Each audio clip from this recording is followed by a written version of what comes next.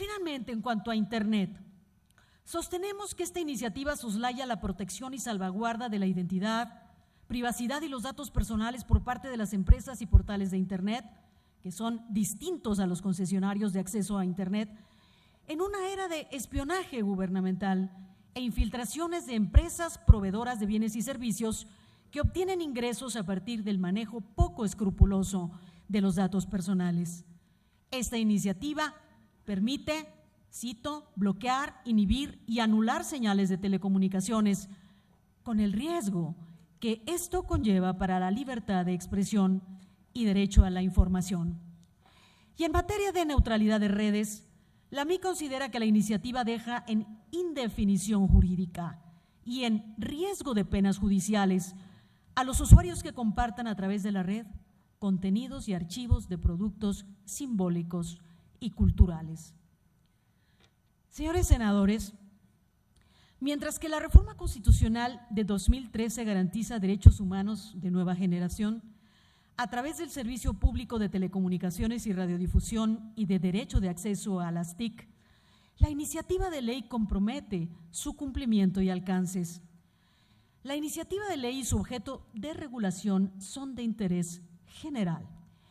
Y por ello, la Asociación Mexicana de Investigadores de la Comunicación, integrada por miembros del Sistema Nacional de Investigadores en sus 3 niveles, especialistas y posgraduados en materia de comunicación de diversas escuelas y facultades de comunicación de universidades públicas y privadas de todo el país, exhortamos al Congreso de la Unión, a las comisiones dictaminadoras de Comunicaciones y Transportes, de Radio, Televisión y Cinematografía y de Estudios Legislativos de este honorable Senado.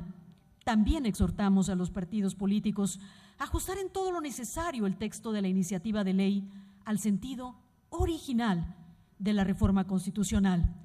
También deseamos hacer un llamado en esta tribuna a los 7 comisionados que integran el Pleno del IFETEL para que en el contexto de la discusión de esta iniciativa defiendan las atribuciones, facultades y autonomía técnica y de gestión constitucionales del organismo regulador al cual sirven. La Asociación Mexicana de Investigadores de la Comunicación agradece la realización de este foro y esperamos que la ley secundaria se apegue al mandato constitucional por el desarrollo democrático del país. He dejado este comunicado con ustedes. Muchísimas gracias. Muchas gracias, María Elena, muy amable. Bueno, a continuación vamos a invitar al doctor José Fernández Santillán del TEC de Monterrey, que sea tan amable de hacer uso de la palabra hasta por 10 minutos.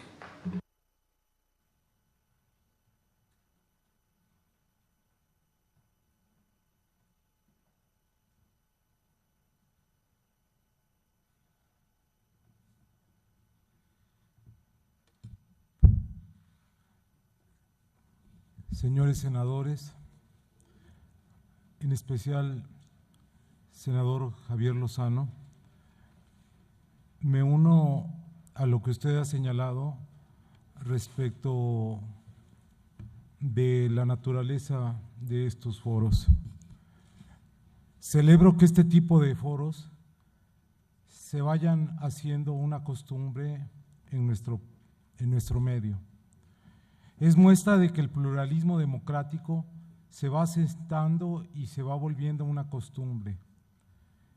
Es mejor que los acuerdos y desacuerdos sobre temas específicos, en este caso la iniciativa de ley federal de telecomunicaciones y radiodifusión, la ley del Sistema Público de Radiodifusión de México, así como las reformas, adiciones y derogaciones a diversas disposiciones en materia de telecomunicaciones y radiodifusión, se ventilen por medio de la palabra en la sede de uno de los poderes de la Unión conforme a los cánones de la civilidad y no por medio de la confrontación violenta.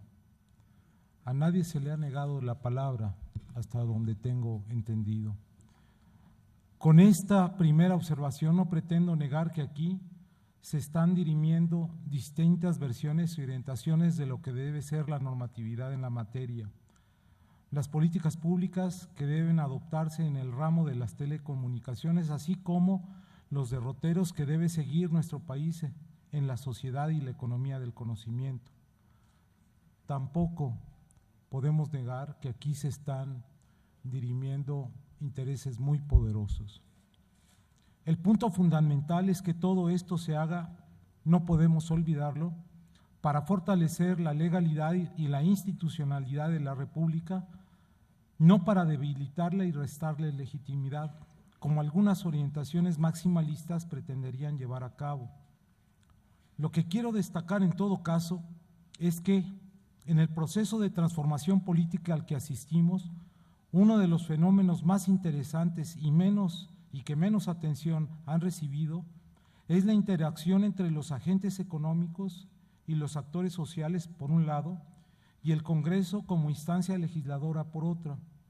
Es lo que uno de los grandes estudiosos de la comunicación, Jürgen Habermas, llamó la necesaria vinculación entre la esfera pública y la esfera política, o si se quiere, la sociedad civil y el Estado, como mecanismo para fortalecer la democracia. Esta disposición del Congreso y en especial de la Cámara de Senadores para oír las distintas voces provenientes de los agentes económicos y de la sociedad civil de verdad debe ser reconocida como un gesto positivo. Más aún cuando vemos que en otros países de América Latina los congresos cierran sus puertas no solo a los ciudadanos disidentes, sino a sus propios diputados de la oposición. Son confrontaciones políticas y sociales que no encuentran arreglo en las instancias que deberían proporcionarlo. Cuidémonos de caer en esos desarreglos. Con toda razón, otro de los grandes pensadores de nuestro tiempo, Remo Bodey, afirma que el secreto de la política democrática es tener instituciones capaces de absorber y procesar la dinámica, contradicción, mediación, logos y pólemos para resolver los conflictos y volverse más sólidas, no más rígidas, sino más flexibles y sólidas a la vez y fuertes. Así interpreto lo que estamos haciendo en este foro. Deseo presentar ante ustedes mis opiniones sobre el dilema existente entre libertad y poder, y es lo que ha estado sucediendo, libertad y poder. Entre lo que hoy es materia de discusión, específicamente entre la libertad de expresión y las atribuciones de la Secretaría de Gobernación. La Suprema Corte de Justicia ha definido la libertad de expresión de la siguiente manera: el derecho fundamental a la libertad de expresión comprende tanto la libertad de expresar el pensamiento propio, dimensión individual, como el derecho a buscar, recibir y difundir información e ideas de toda índole. Esto es, la libertad de expresión garantiza un intercambio de ideas e información que protege tanto a la comunicación, a otras personas, de los propios puntos de vista, como el derecho de conocer las opiniones, relatos y noticias que los demás difunden. En mi concepto, hablando de la reforma constitucional en materia de telecomunicaciones y competencia, el artículo 6º mantuvo el texto referente a que toda persona tiene derecho al libre acceso a información plural y oportuna, así como a buscar, recibir y difundir información e ideas de toda índole por cualquier medio de expresión. Adicionalmente, se establece en la fracción cuarta del apartado B del mismo artículo 6º que en materia de radiodifusión y telecomunicaciones se establecerán las condiciones que deban regir las condiciones, los contenidos y la contratación de los servicios para su transmisión al público, incluidas aquellas relativas a la responsabilidad de los concesionarios respecto de la información transmitida por cuenta de terceros, sin afectar la libertad de expresión y difusión. Con la reforma constitucional y las disposiciones que implican un mayor y mejor acceso a los medios de comunicación, ya sean de telecomunicaciones, de radiodifusión y de nuevas tecnologías de la información y las comunicaciones, se enriquece, a mi manera de ver, y procura el derecho de acceso a la información. Ciertamente, como debe ocurrir en todo país democrático, han existido posturas contrarias a que la Secretaría de Gobernación sea la autoridad facultada para supervisar los contenidos de radiodifusión. Se ha dicho que esto atenta contra la libertad de expresión. Habría que analizar, sin embargo, las 11 atribuciones que la ley propone conferirle. En ellas no existe alguna atribución que refleje en modo alguno límites. Me permito enumerar algunas de dichas atribuciones. 1. Ordenar y administrar la transmisión de los tiempos del Estado en los términos previstos en esta ley, así como, en su caso, aquellos previstos en otras disposiciones aplicables. 2. Ordenar y coordinar los encadenamientos de las emisoras de radio y televisión. 3.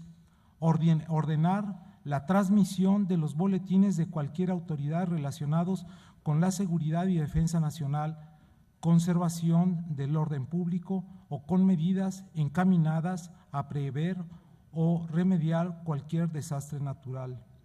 4. Ordenar las transmisiones del himno nacional conforme a lo dispuesto por esta ley. 5. Autorizar y supervisar las transmisiones o promociones de concursos en que se ofrezcan premios en sus distintas modalidades y etapas a fin de proteger la buena fe de los concursantes y el público, así como sanciones y los cumplimientos en el ámbito de sus competencias. Como veo que el tiempo se me está acabando, voy a dejar el documento para quien quiera así consultarlo. Lo que me interesa señalar es que, y reiterar, es que no hay, a mi manera de ver, contradicción entre lo que se está señalando en la ley de parte de la Secretaría de Gobernación como atribución y una supuesta transgresión a la libertad o violación a la libertad de expresión y a los contenidos tampoco. La cuestión es que también se ha discutido acerca de si Gobernación está asumiendo responsabilidades sobre los contenidos o supervisión sobre los contenidos que le tocaría al IFT. Me parece que en la propia legislación no se establece que el IFT tenga atribuciones sobre contenidos, sino que se le deja a Gobernación. Y como dijo el senador Cavazos, es mejor que el IFT se dedique a la tarea específica de supervisar la cuestión de la competencia y no de meterse en las cuestiones que ya están por ley atribuidas a la Secretaría de Gobernación. Con eso termino mi participación, únicamente reiterando de que entre poder y libertad puede haber una conjunción. El punto de discusión no es si la mejor libertad es la que no está regulada, porque eso sería caer en la anarquía. Como bien lo decía Emmanuel Kant, la libertad, para que sea verdaderamente tal, debe ser regulada por el poder del Estado, por la ley y por la razón. Gracias. Muchas gracias, doctor. Usted muy amable, doctor Fernández Santillán.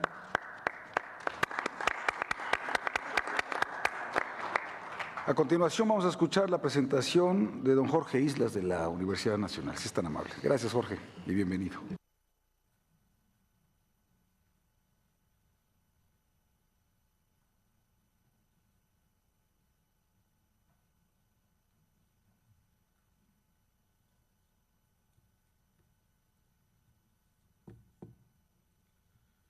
Muchas gracias al senador Lozano por esta generosa invitación, senador Robles, senador Flores, senadora Ortiz, senador Robledo, senador Fayad, senador Burgos y senador Cavazos. Muchas gracias por esta consideración.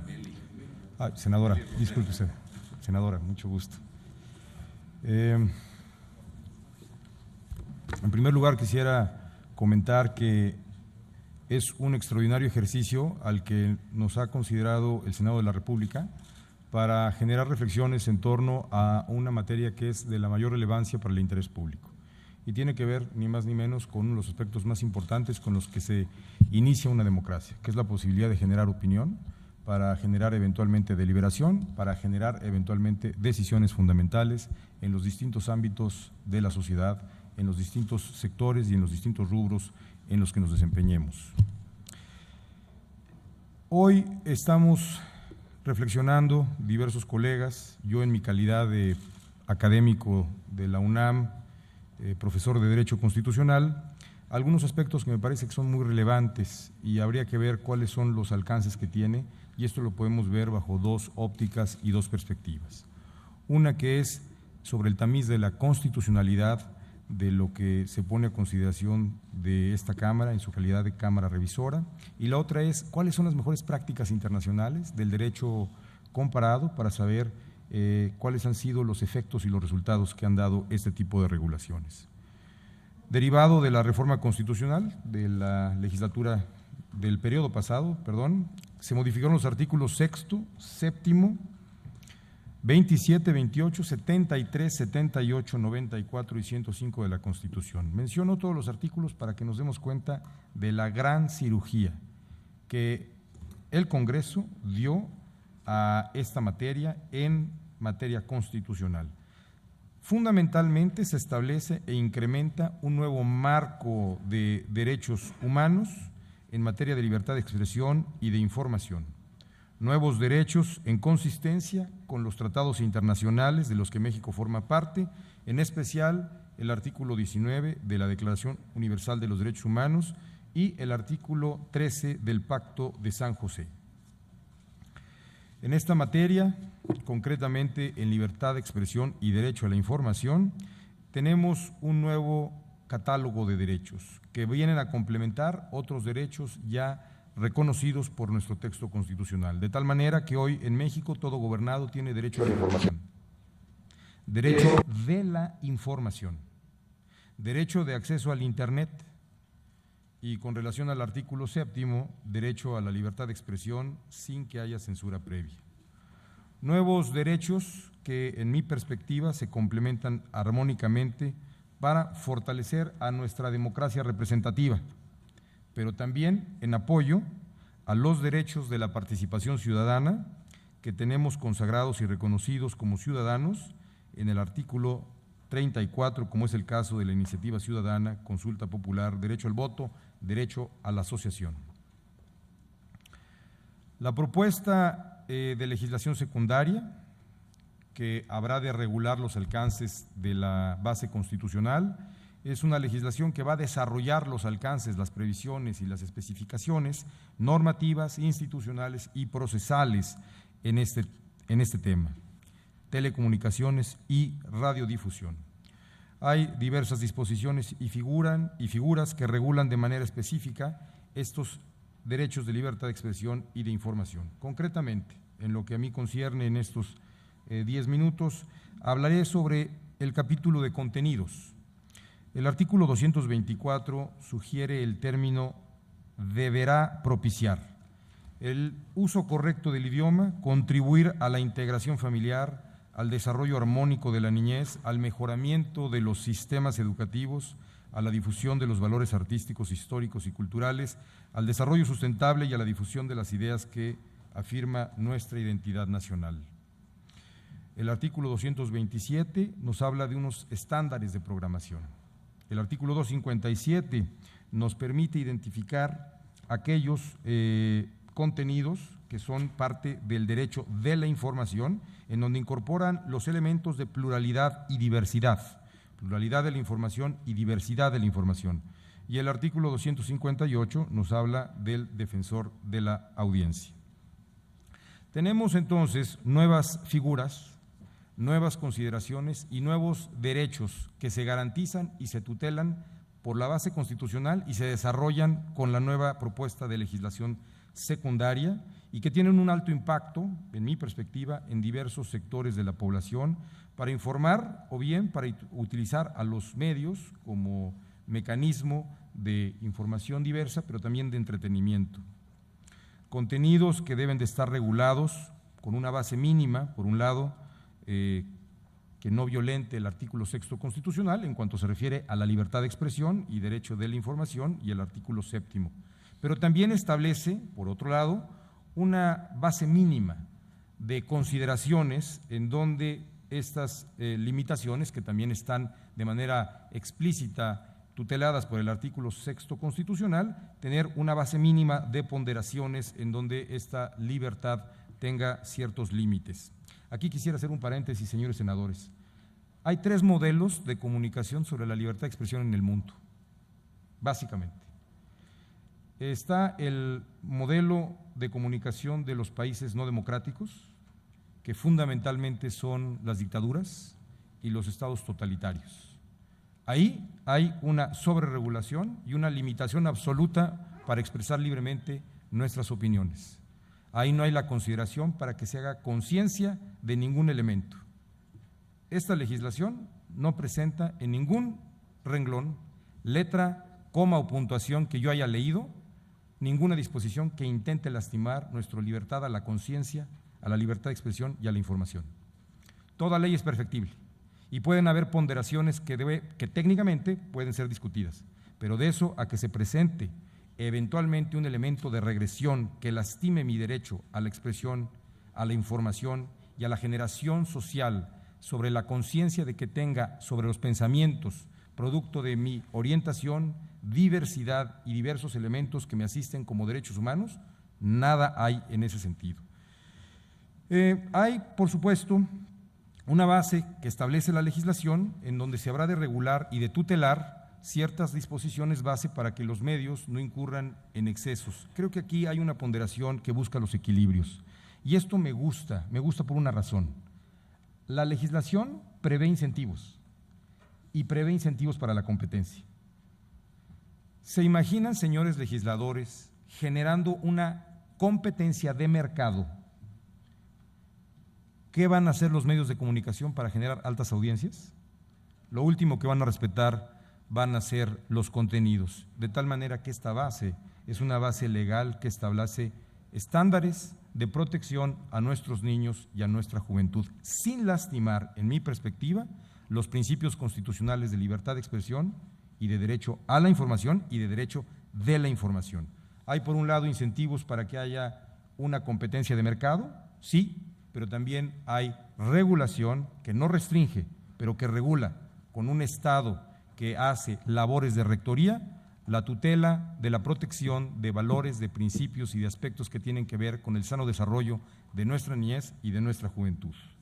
Tenemos una disposición constitucional y legal que estimula la competencia económica entre concesionarios y permisionarios. En el caso de los permisionarios no hay estas consideraciones de fines de lucro, pero finalmente se generan audiencias. El Estado debe regular y defender el derecho a la libertad de expresión, pero también el derecho a las audiencias. Y esto es lo que estamos viendo precisamente en esta disposición que se pone a nuestra consideración. Finalmente está el tema de si la Secretaría de Gobernación debe o no ejercer ciertas facultades para poder tener la eficacia y poder tener eventualmente los mejores elementos de observación y de regulación de estas disposiciones que se ponen a consideración en la legislación.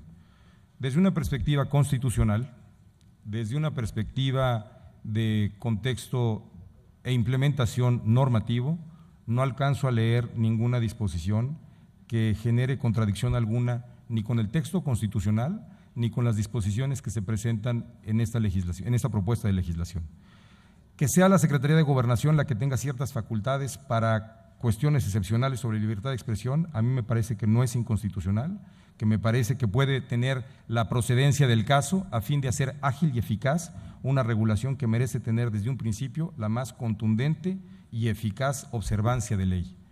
Finalmente concluyo que hay, por supuesto, toda ley es perfectible, pueden haber diversas consideraciones al respecto, pero que es muy importante establecer que las nuevas disposiciones constitucionales no, de manera específica, no mandataron sobre el tema de contenidos que fuera el nuevo IFETEL el que tuviese la capacidad y la facultad para regular de manera directa estos alcances que prevé la Constitución vigente actualmente al día de hoy, regular los contenidos. La Secretaría de Gobernación no está impedida, toda vez que la Constitución no lo limita, y esto puede ser un complemento para que el Estado, y en Estado en complemento me refiero órganos autónomos con gobierno federal, cumplan con funciones cada uno en el ámbito de su competencia, pero con fines similares. Los sistemas constitucionales eficaces, democráticos, que han sido contundentes a lo largo de los últimos 200 años, pongo dos ejemplos, es el caso de Inglaterra y de Estados Unidos, tienen medios constitucionales diferentes para llegar a un mismo fin. Busquemos las alternativas con medios diferentes, este es un ejemplo y un modelo que nos puede permitir tener un mismo fin. El fin es lograr una tutela que permita tener audiencias protegidas con libertad de expresión y con derecho a la información. Estos equilibrios le van a permitir a México tratar de buscar un nuevo espacio y un nuevo momento en su democracia. Muchas gracias.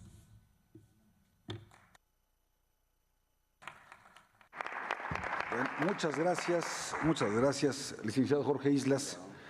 Pues para que vean, dos visiones totalmente distintas, ¿no? En la misma mañana sobre este tema, ¿no? En fin, vamos a dar la bienvenida al señor José Otero de Signals Telecom Consulting. Si es tan amable, hasta por 10 minutos. Bienvenido.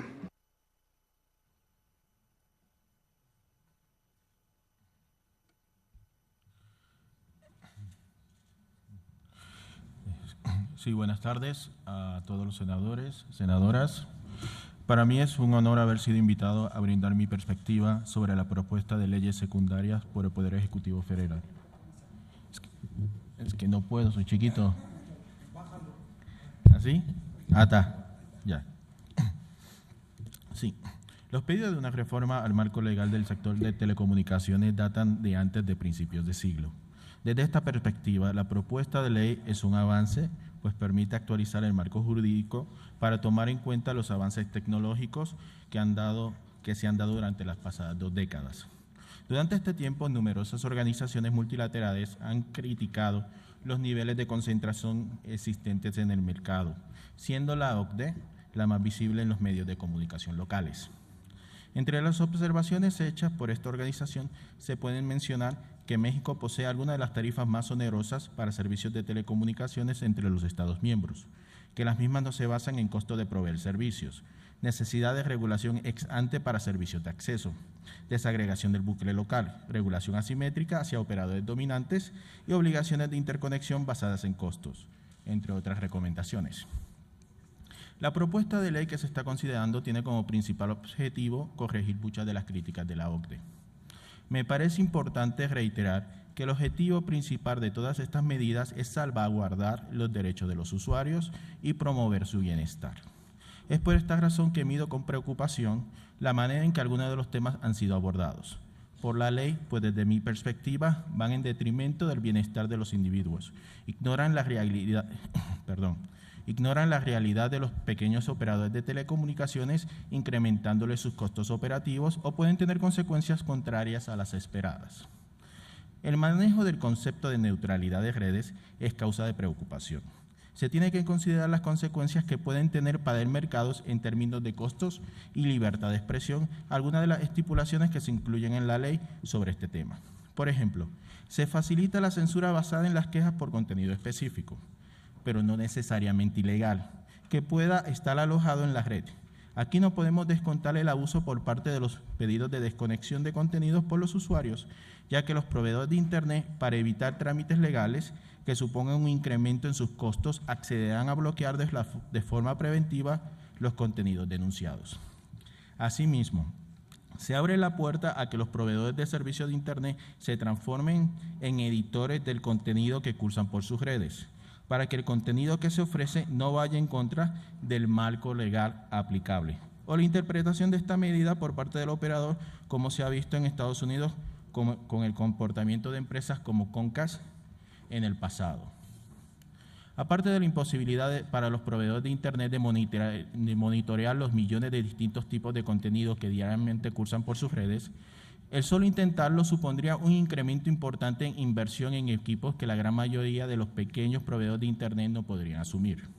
Este costo seguramente sería pasado a los suscriptores del servicio o desaceleraría el lanzamiento de nuevos servicios por parte de estos operadores.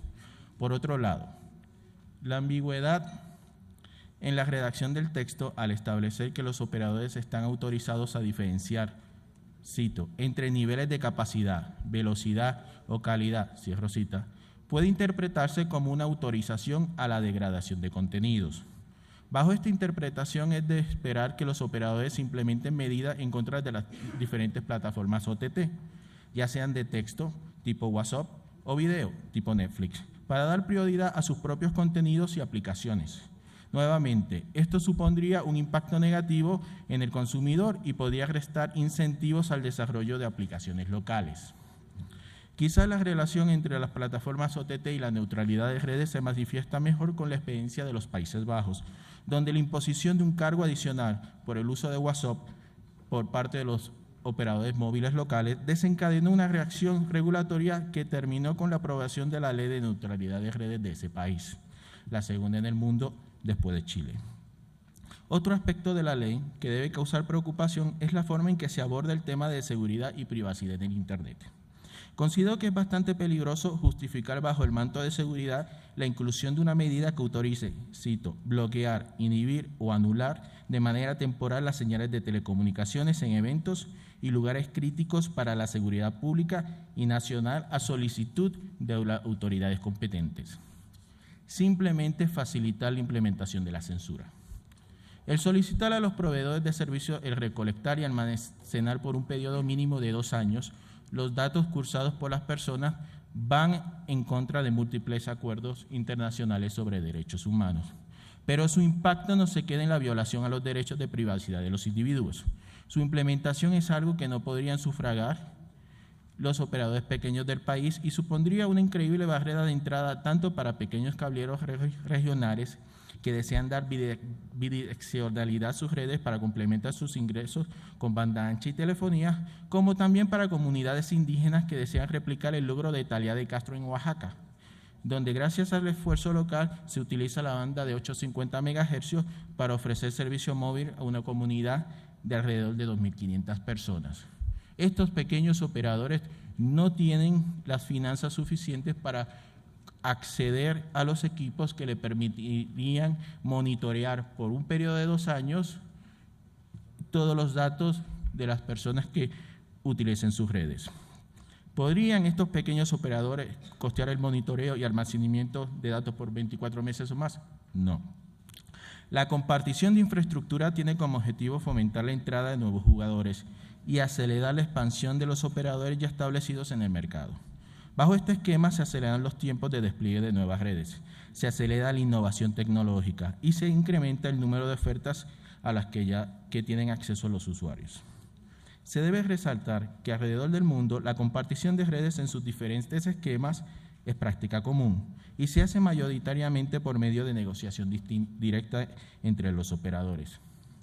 Obviamente, este tipo de acuerdo entre empresas es preferible, pues es una negociación entre 2 entidades que buscan beneficiarse de la transacción. Independientemente de la negociación directa entre operadores, la compartición de infraestructura está contemplada en la regulación de un número cada vez mayor de países, siendo Chile uno de los mejores ejemplos en América Latina, o si cruzamos el Atlántico vemos que los 28 Estados miembros de la Unión Europea también muestran un buen ejemplo.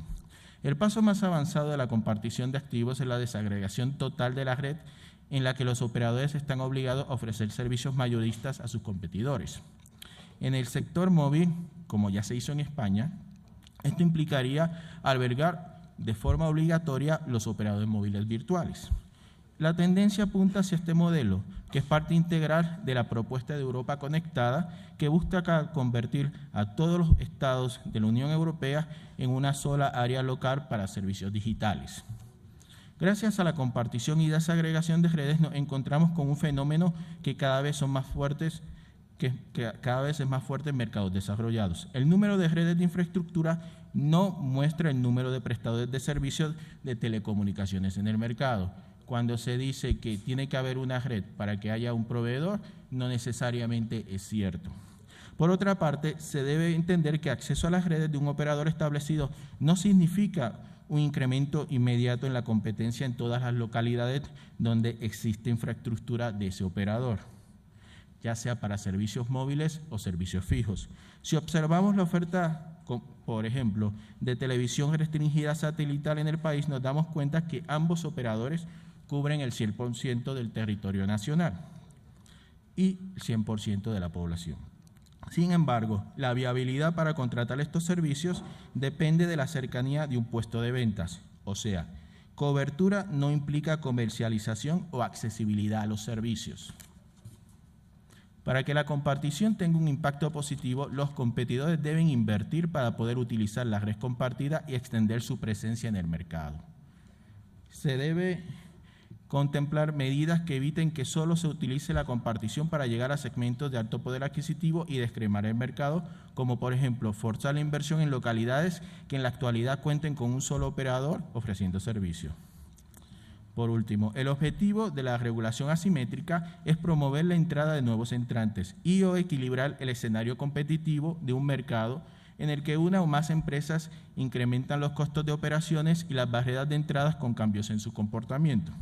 La experiencia internacional muestra que la implementación de la regulación asimétrica tiene como uno de sus principales objetivos el temporal.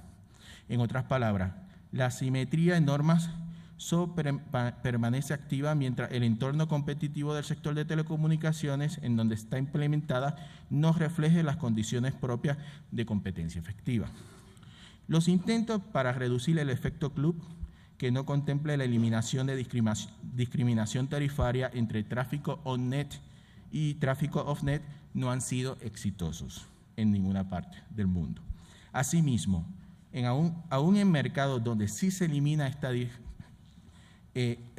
diferenciación, pero no se establecen pautas que eliminen la discriminación en las promociones o bonificaciones especiales según tipo de tráfico, el impacto de la medida es nulo.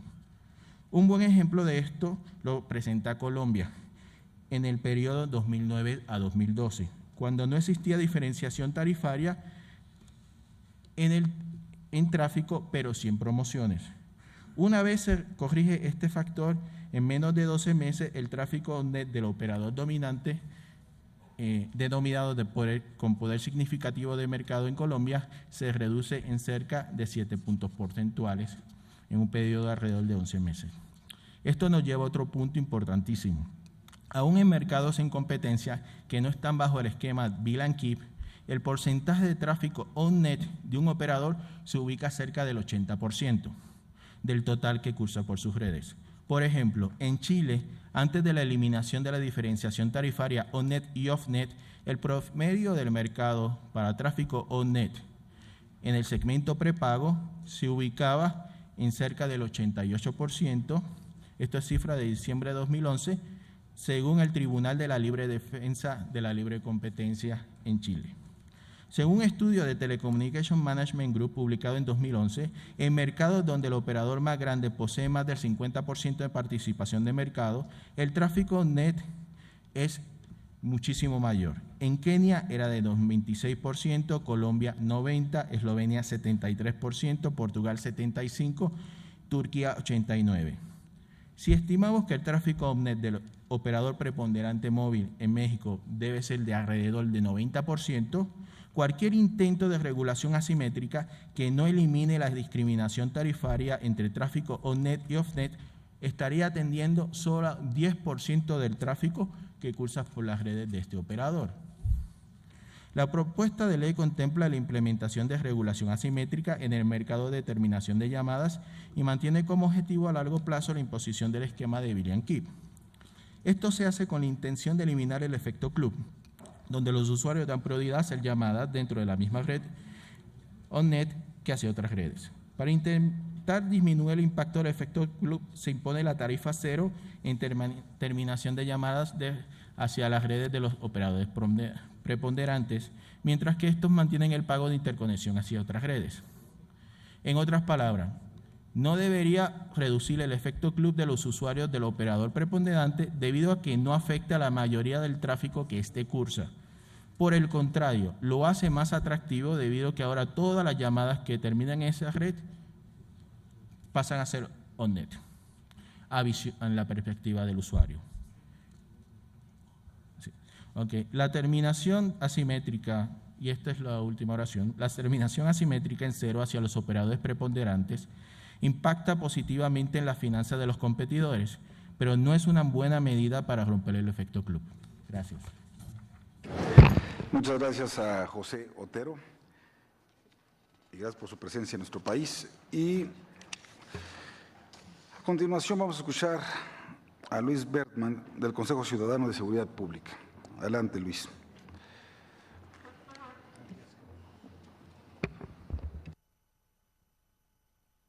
Buenas tardes, señor presidente, señores senadores, amigos todos, buenas tardes. Y partamos con que si no beneficiamos directa y efectivamente a la ciudadanía, esto solamente será una lista de buenas intenciones, de buenas ideas, pero tristemente mal implementadas. Tenemos problemas del siglo XXI que estamos tratando de resolver con herramientas del siglo XX. Nuevos problemas con soluciones viejas no se resuelven. Y vamos a hablar de dos cosas, vamos a hablar de extorsiones y vamos a hablar de secuestros. En nuestro país son, yo diría que las dos cosas que como sociedad más nos están lacerando y que tristemente vemos que hay muy buenas intenciones o se nos dice de buenas intenciones, pero de malos resultados. Yo les platico la experiencia que hemos tenido aquí en la Ciudad de México, en donde en la línea ciudadana hemos atendido ya a más de 1.200.000 llamadas de extorsión y donde felizmente hoy estamos en el 99% de extorsiones evitadas.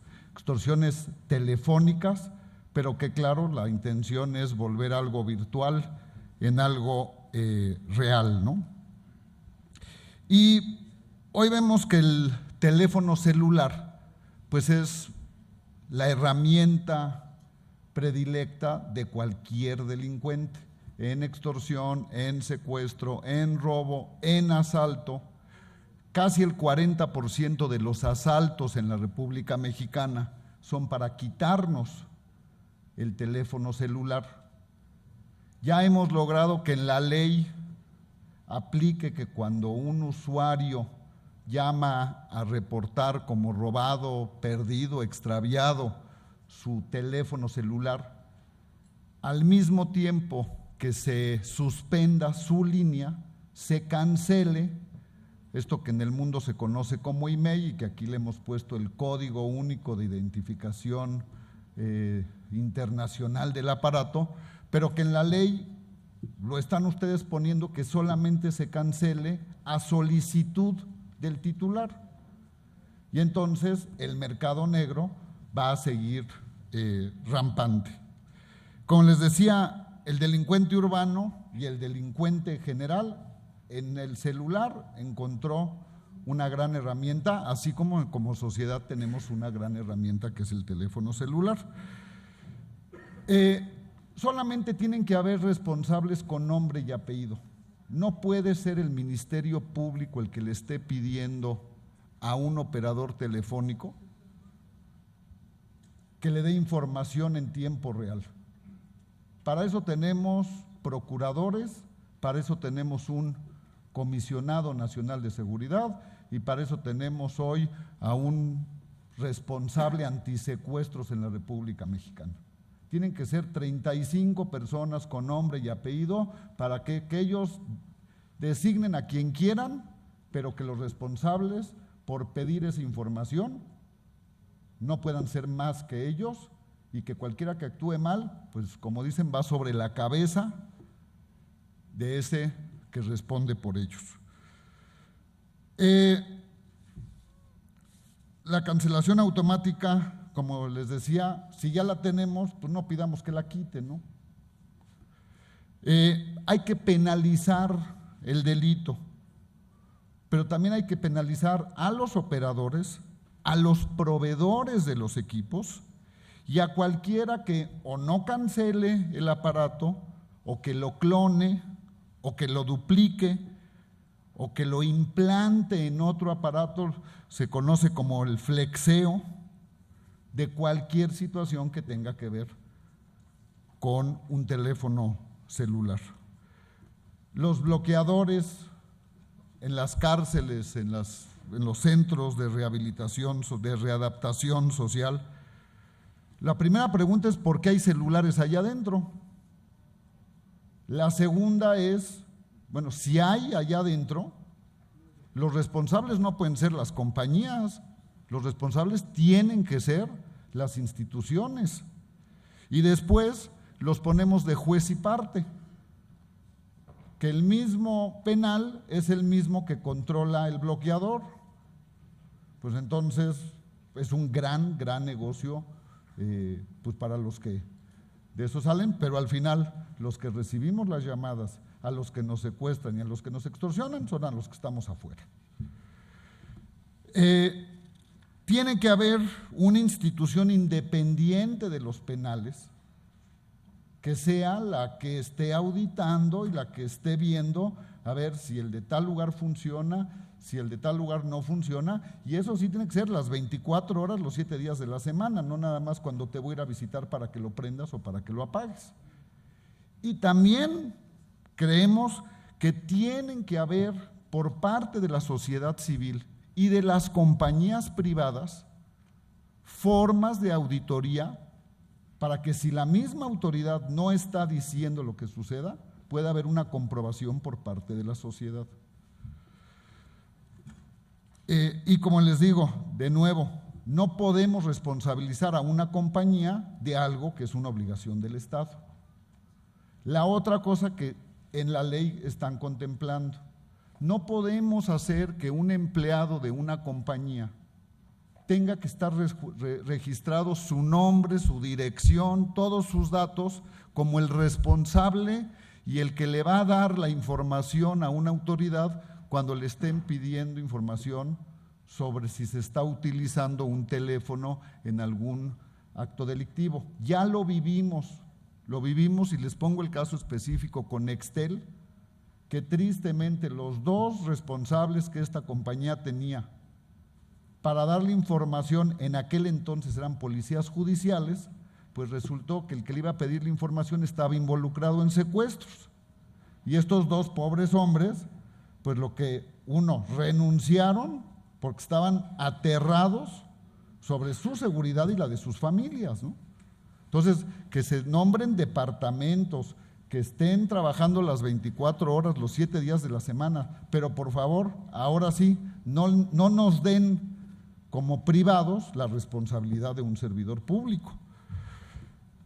El almacenamiento de los datos. Caramba, si hoy existe la tecnología que aguante 24 meses de almacenar con grabaciones los datos de cada teléfono celular, yo creo que sería maravilloso, pero creo que eso, si existe, se va a elevar a un costo que de nuevo los últimos que vamos a salir beneficiados vamos a ser los consumidores por los precios que nos van a cobrar.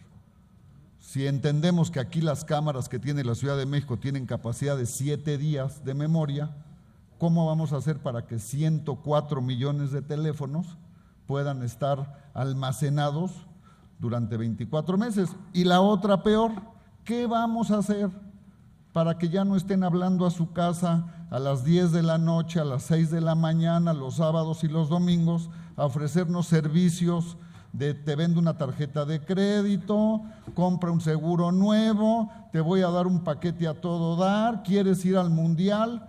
O sea, ¿dónde está la garantía de que esas listas, que hoy tristemente sabemos que son públicas, pues más aún con toda esa información, pues se van a volver valiosísimas, pero de nuevo, en contra de la misma ciudadanía, ¿no? ¿dónde dejaron a los jueces? Porque si a los jueces no los involucramos en estos delitos, pues de nada me sirve el buen policía que mete y captura a un delincuente cuando un juez es el que lo deja que salga. Entonces, yo creo que ya llegó el momento en que sí, tenemos tres poderes, el ejecutivo, el legislativo y el judicial. Y bueno, pero pues el judicial que también ya tienen que haber jueces especializados, ya tienen que haber jueces que sepan sobre cada delito y encontrémosle la manera de cómo protegerlos. Pero no puede seguir disperso como va. Y yo termino con que creo que ninguno queremos ser manipulados con control de la información, nadie estamos en contra de las regulaciones, queremos poder ver todas las televisiones y todos los canales, queremos ver y escuchar a quien queramos que sea capaz, que sea preparado, que sea representativo, queremos competir con el mundo, con los mejores equipos, con los mejores precios, con las mejores tarifas, con la mejor televisión, con la mejor telefonía, con el mejor internet. O sea, nada más no nos olviden, por favor, ¿no? Ahora sí que demostremos la voluntad, el compromiso, para que no seamos víctimas ni de los carteles legales ni de los carteles ilegales. Y ahí sí, en pocas palabras, bueno, bonito, barato y seguros. Muchísimas gracias. Muy bien, muchas gracias Luis, muy amable, muy buena exposición. Bueno, pues entonces iniciamos la ronda de… Sí, cómo no. Comienza el senador Zoé Robledo, adelante. Muchas gracias, senador Lozano.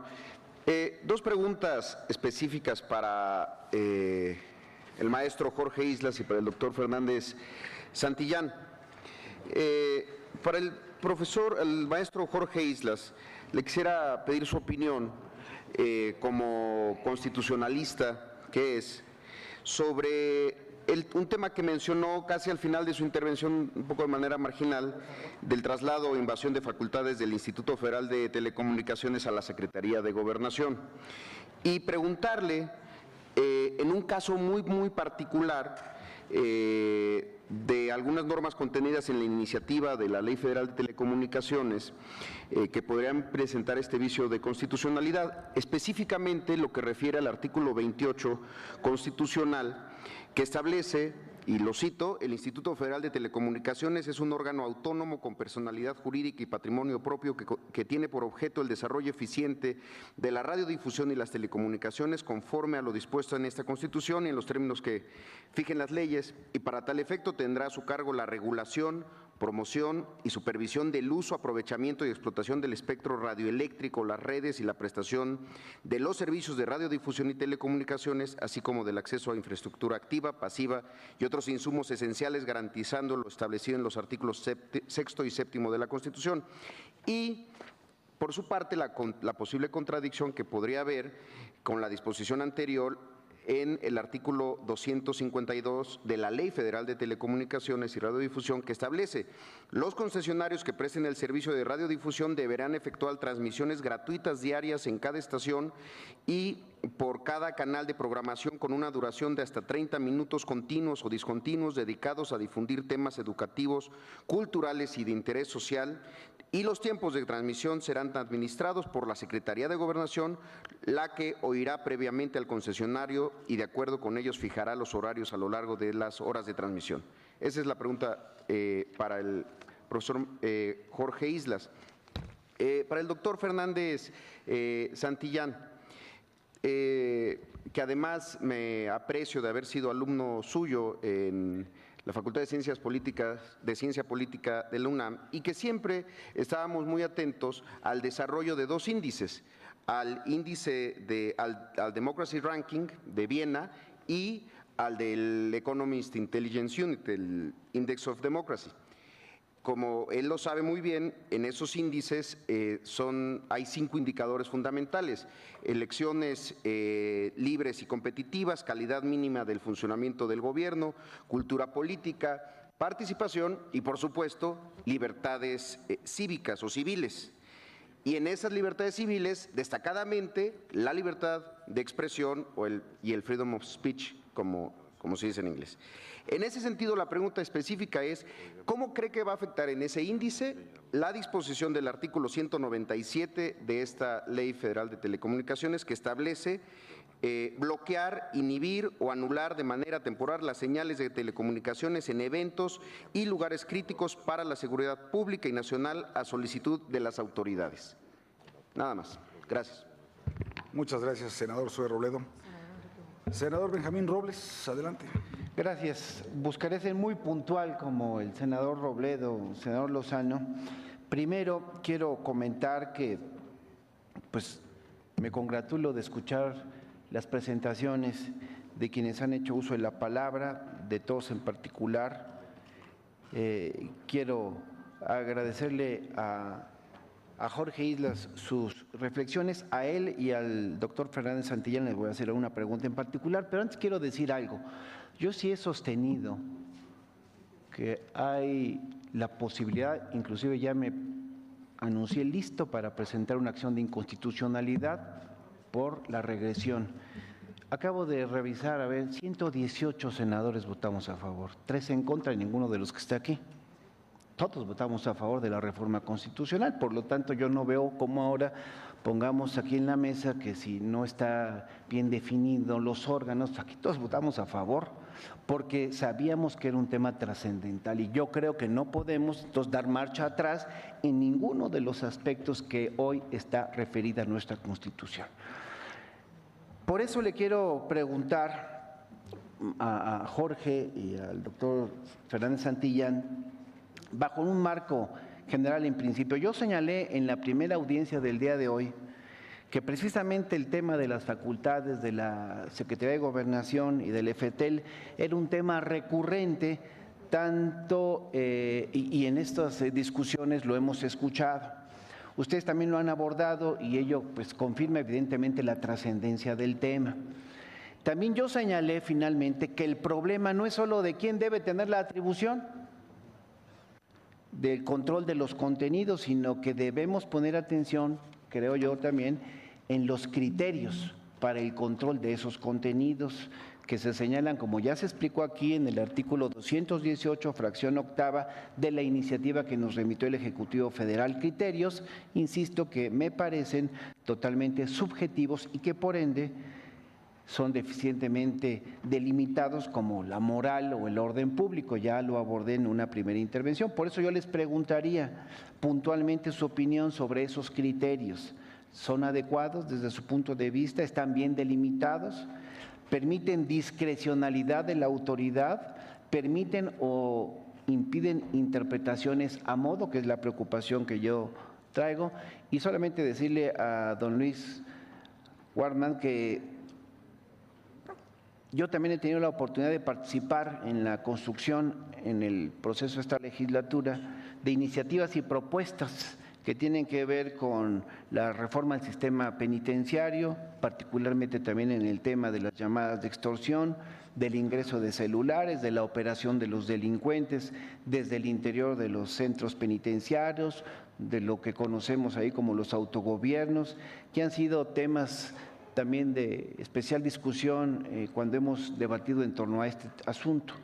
Pero también, y por esto creo que es muy importante, el escrutinio público sobre estos centros y sobre el sistema penitenciario en general, y no solamente externarle que buscaremos con las aportaciones que he escuchado de su parte, seguir trabajando en este tema en el que coincido que es de gran interés.